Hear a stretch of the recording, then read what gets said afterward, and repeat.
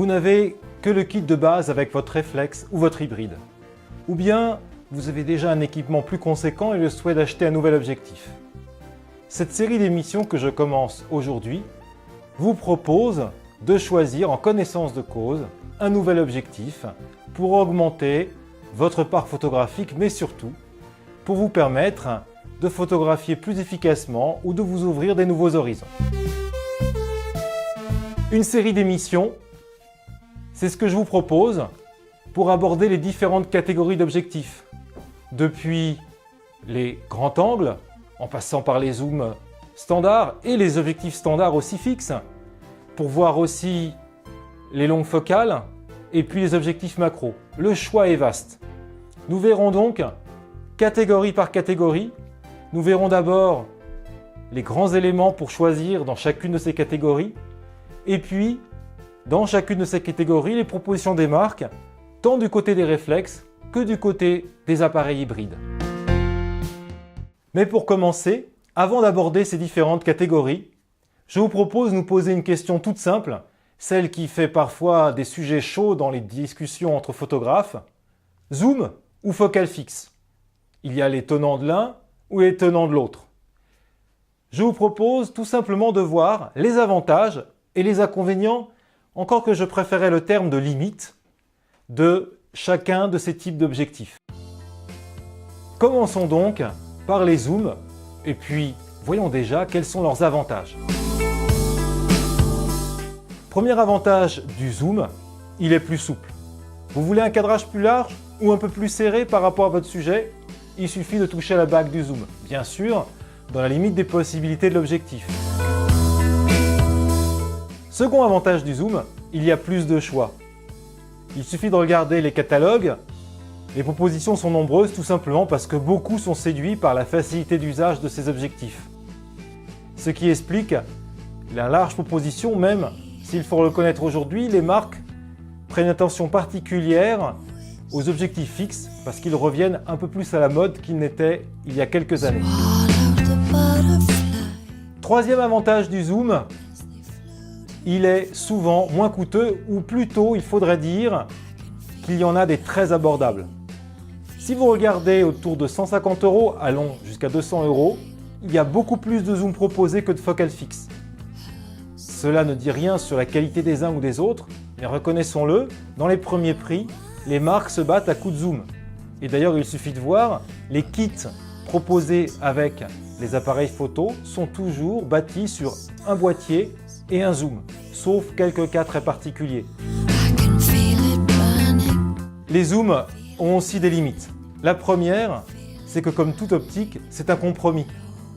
Mais face à une focale fixe, qui doit être bonne à une seule focale, puisqu'elle est fixe, un zoom, lui, il doit être bon à différentes focales. Et ce n'est pas toujours les mêmes défis qui s'offrent aux opticiens pour, par exemple, être bon à 70 ou à 200 mm. Alors, forcément, il y a des choix à faire et ce sera difficile pour un zoom d'être aussi bon, en tout cas dans une même gamme de prix, qu'une focale fixe. Seconde limite des zooms, elle découle de la première. Si vous voulez des super performances, vous pouvez les avoir aujourd'hui. Il y a des zooms vraiment d'extraordinaire qualité. Si vous voulez un zoom avec des très grandes ouvertures, c'est possible aussi. Alors, pas aussi grandes quand même que des focales fixes, certaines qui sont à 1.8, 1.4, 1.2. Mais des zooms, hormis quelques cas très particuliers en dessous de diaphragme 2, on en a en tout cas beaucoup qui nous offrent des ouvertures de 2.8. Mais toutes ces optiques, soit très performantes, soit très ouvertes, soit d'ailleurs les deux, elles coûtent très cher. Si vous regardez les catalogues en ligne, vous verrez que les prix peuvent vraiment s'envoler lorsque les caractéristiques s'envolent elles aussi. Nous avons vu les qualités et les limites des zooms. Eh bien, je vous propose maintenant de passer aux focales fixes. Première qualité des focales fixes, leur légèreté. On trouve dans les gammes des différentes marques des focales fixes très petites qui prennent peu de place et qui sont très légères. Et oui, peu compactes et petites, c'est la même chose. Première qualité des focales fixes, leur légèreté et, ce qui va avec, leur compacité. Aujourd'hui reviennent à la mode des focales fixes très petites que l'on qualifie de pancakes en référence à ce gâteau d'origine américaine. Donc presque fin comme une feuille, c'est un peu exagéré, en tout cas très petit. Certains de ces objectifs rentrent dans la poche et on peut se promener avec un appareil à la main, l'autre objectif rangé dans une poche sans fourre-tout. Deuxième avantage des focales fixes, elles sont souvent très lumineuses. Et même les plus légères, les plus petites qui ne ciblent pas d'abord la luminosité, ont au moins une ouverture à 2,8, voire à 2. Si vous voulez un zoom ouvert à 2,8, il faudra y mettre le prix et la compacité s'en ressentira. Troisième avantage des focales fixes, leur performance. Je vous l'ai dit tout à l'heure, un zoom c'est toujours un compromis optique. C'est vrai aussi d'une focale fixe. Mais pour un opticien, il est plus facile et à moindre coût d'obtenir une focale fixe qui offre de meilleures performances optiques qu'un zoom de prix comparable. Et surtout, il y a un certain nombre de défauts optiques qui sont plus faciles à corriger sur des focales fixes que sur des zooms.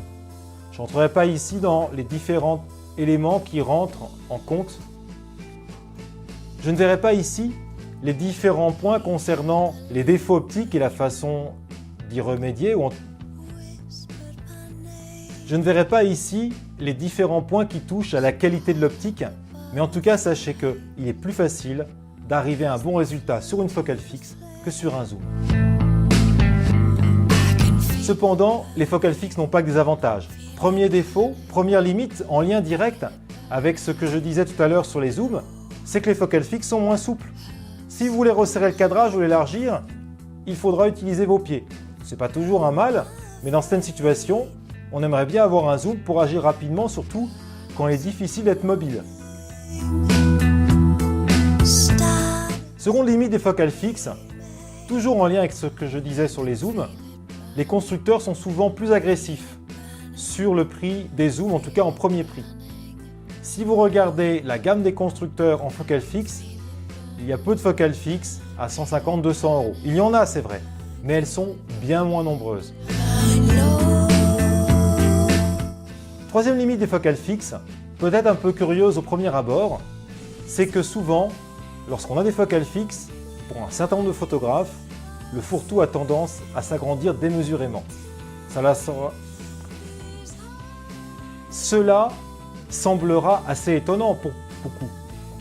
Cela semblera étonnant pour beaucoup, parce que souvent, on voit des photographes qui jouent le minimalisme et décident de se promener avec un appareil photo et 3 focales fixes, dont une... Bon. Cela semblera assez étonnant pour beaucoup. Après tout, on connaît ces photographes qui choisissent une option un peu minimaliste, un boîtier, quelques optiques fixes, parfois seulement 2, dont une montée sur le boîtier. Cependant, beaucoup sont tentés de multiplier les focales fixes. Après tout, chacune a ses avantages. Et qui de prendre un 24 mm, puis un 16 mm, puis un 85 mm, un 50, un 200. Chacune de ces focales fixes permet d'ailleurs un type de sujet particulier, un choix photographique particulier. Et là, vous voyez, le fourre-tout s'agrandit et s'agrandit encore. Alors bien sûr, ce n'est pas un risque présent chez tous, mais parfois, il y a ce risque à l'inflation. Et donc, la focale fixe peut constituer un défaut, en tout cas si on l'aborde dans le désir d'avoir toutes les focales disponibles. En général, il vaudra mieux choisir d'avoir moins de focales disponibles que celles que l'on aurait avec une plage de zoom large, avec 2-3 zooms présents dans son fourre-tout. Et à ce moment-là, bien sûr, ce défaut s'estompera. Dans les prochains épisodes, nous verrons les différents types d'objectifs. Et nous commencerons par les grands angles. Tout d'abord, nous verrons les différents types de grands angles. Un 16 mm, ça n'est vraiment pas la même chose qu'un 35 mm. C'est intéressant de voir les différents types d'objectifs qui existent dans les grands angles. Ensuite, je vous montrerai qu'il y a de nombreuses propositions chez les constructeurs, tant chez les fabricants de boîtiers que chez les fabricants d'optiques dites complémentaires. Nous verrons d'abord les réflexes et puis nous aborderons les hybrides pour ne pas être trop long. J'espère que cette séquence sur la comparaison entre focale fixe et zoom vous a plu et intéressé. N'hésitez pas à laisser des commentaires, des suggestions, des questions, un j'aime. À bientôt.